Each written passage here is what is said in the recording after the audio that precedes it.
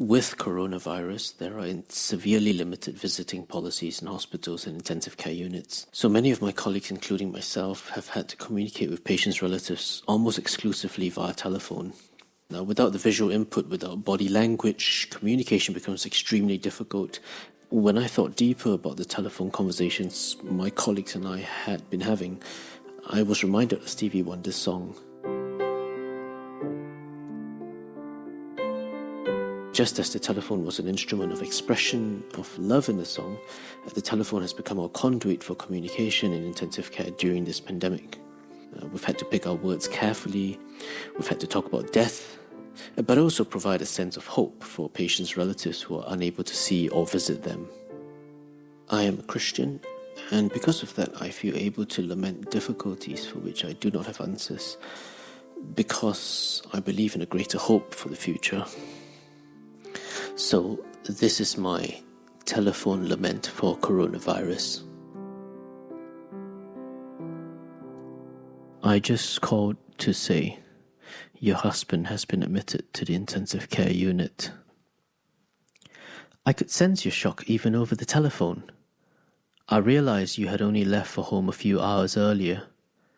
I wondered if you imagined that he would be the unfortunate 10 to 15% of coronavirus patients needing intensive care. I wondered if you knew that it took several consultants to decide to bring him to the intensive care unit. Perhaps you couldn't see the fear behind the flimsy masks of the emergency physicians, fear both for your husband and also for their own health. I just called to say that he is stable on the breathing machine with medications to keep him asleep.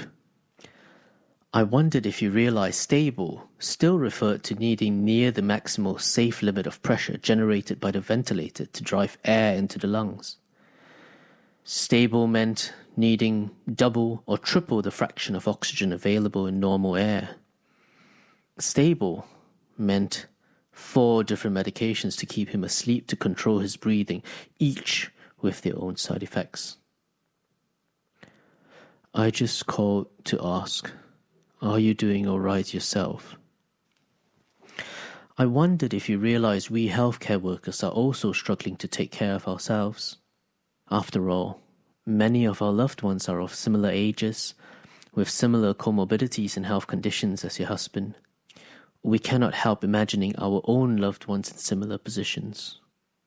We harbor the constant fear of bringing the virus back to our families.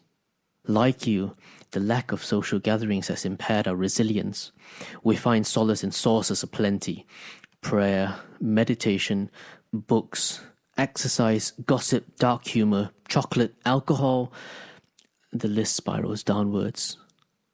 Our traditional knowledge and protocols have been questioned, our prognostic methods challenged, our patience tested, and the gaping flaws in our systems revealed. Yet, we look ever outward, seeking to care than to be cared for. I just called to say it is too early to tell how he would fare in this disease process. I wondered if you realized your husband would be spending more than a couple of days on the ventilator, that the mortality rates from ICUs around the country have been hovering around 50%. His fate may as well be determined by a flip of a coin. I wondered if you sensed the discomfort in my voice, the need to provide life-changing information over the phone. I wondered if you were shifting your seat as much as I was, gripped by the realization that the next fortnight would determine if your husband would live to see your face again. I felt disappointed for not being able to offer a tissue or a hand to hold over the phone when you broke into tears. I just called to say his breathing is getting worse.